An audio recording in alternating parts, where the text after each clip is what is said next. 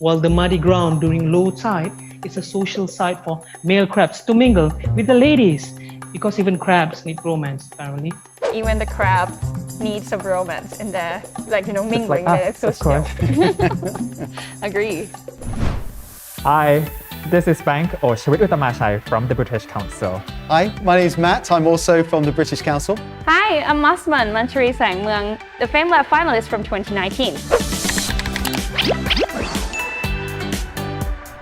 And this is Learn English with FameLab, where you'll get to learn interesting English from 3-minute science presentation or FameLab. Over the past 3 episodes, we've been talking about animals, we've been talking about love. Let's move on to a little bit more about the nature. Do you like going to the nature? I do. I actually study in the northeastern area of Thailand, so I can enjoy the mountain area and also that high up there.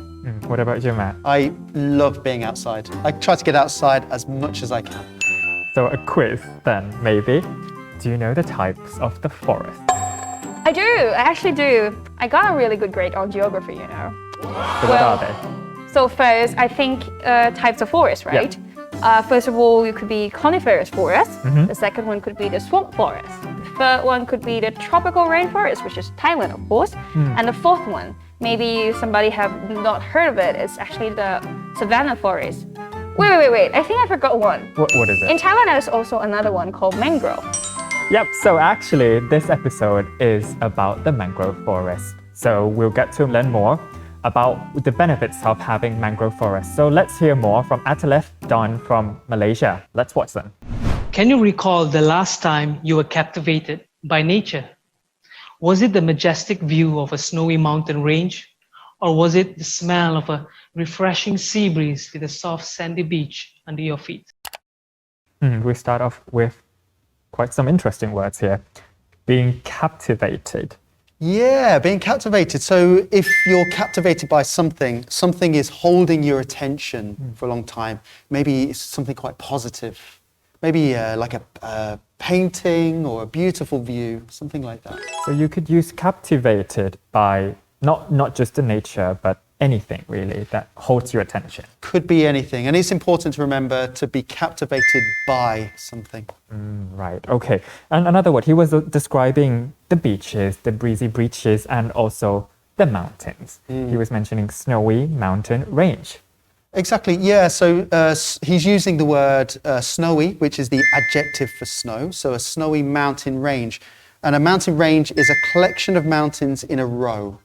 For example, do you know any mountain ranges, famous ones? You go first. I know the Himalayas. I think the Rocky Mountain is also a good one. And I can't think of it that one, so they sound fantastic to me. But now imagine if that's not the experience that nature gives, where instead what you get is the overwhelming smell of a rotten egg. Now your feet are stuck deep into mud. You're surrounded by weird growing trees with its dense exposed roots that are both unwelcoming and inaccessible. He mentioned about being overwhelming, the word overwhelming. He did. He actually said the overwhelming smell of a rotten egg. So the smell of a rotten egg, what is that like? Probably smell very, very badly, I guess. Very Rotten egg. sulfurous? Sulfurous, yeah. So it's that kind of strong feeling or causes a strong emotion. And that's actually usually in a negative sense. But overwhelming can also be used in a positive way, right? It can, yeah. I was overwhelmed by that beautiful view. Something. So overwhelmed and captivated by nature. Yep. Okay. What about the next word? Weird. I'm not asking you're weird or anything. Can you tell us more about the word weird? Okay. You mean the word weird? Well, technically, weird could mean like something strange, or we can be related to the previous video, bizarre. That's the same thing. So both words have almost same meanings, right? Teacher? Exactly. So, would you still be captivated? Ladies and gentlemen, that's exactly what it feels like being in a mangrove forest. It smells, it's dirty, inaccessible, and sometimes creepy. If you think about it, it sounds like a place where evil witches would go to hang out, right? Which is probably the reason why mangroves are being destroyed at a rate 2 times faster than any terrestrial forest on Earth.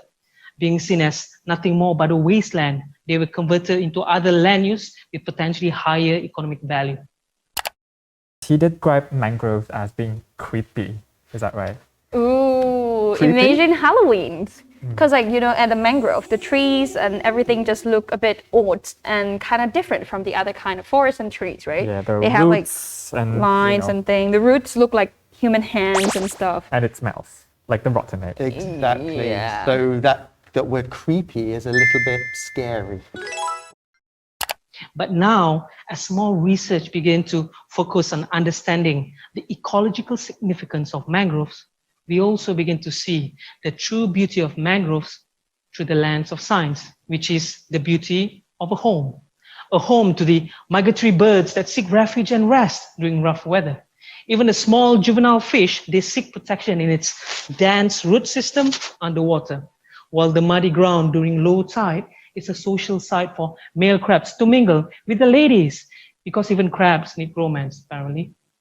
But you see, mangrove is not just a home. It is a home with storage capability. So he said crabs mingle. Yeah. Yeah, this is a great word actually. So to mingle, let's imagine a party or a group, a social group. So we're in a party. To mingle means to go from one person to another, meeting people. To mingle. To meet and move around and meet. Exactly. Do you like to mingle? Of course, like at the moment, it sounds like we are mingling, right? And exchanging, information and stuff. What's so funny was that he mentioned that even the crabs need some romance in their, mingling. like It's us, so of still. Agree. You see, in a mangrove, the smell is actually a sign of decaying organic matter in a low oxygen environment. But because it is such a slow process, it would eventually just piles up throughout the years, along with all its natural carbon materials, hence reducing the amount of CO2 being released out into the environment, a crucial natural process that's helping us to fight against climate change. But the services provided by mangrove is not just limited to those who live within, but also beyond, which is why we're seeing a lot of coastal communities relying on them for the source of culture as well as livelihood, contributing greatly towards their social, economy, and even environment. Ladies and gentlemen, working with nature made me realize that the beauty of mangroves cannot be seen like how we see each other, how we look, how we smell, appearance, this and that. The beauty of mangroves can only be measured by how much life that lives within it. It sustains, it protects, provides, and secures. A beauty that can only be seen beyond our biased human senses. Thank you. So charming. Quite a powerful message, I think. Yeah, I think it's when we talk about the environment, it's very easy to overlook some things like this. For example, mangrove forests. I before this video, I had never thought about this before. Mangroves are trying to protect the human, but we are not trying so hard to protect them, because according to the video, he said that mangrove is being destroyed at the rate of 2 times faster than any other kind of forest. Yeah. We should try and promote more and more awareness in this area, especially with the mangrove forests. Thank you again, our guest speaker for this episode, Manchari Sangmyeong or Masaman. Thank you for having me here. It's really good to be here, and I really would like to spread the love, of talking science to everybody else. And I really encourage you, if you like science and you would like to talk about it, come out and speak up, because science needs to be known by the people. Unfortunately, this will also be the last one for this season. So thank you very much once again, everyone, for joining us for the whole 8 episodes of Learn English with FameLab. If you are interested in the FameLab International 2021, then you can of course keep up to date on the British Council website. The international competition will be organized in November this year, so do watch that as well. But in the meantime, we'll see you again later. So thank you. Take care, everyone. Bye-bye. Bye.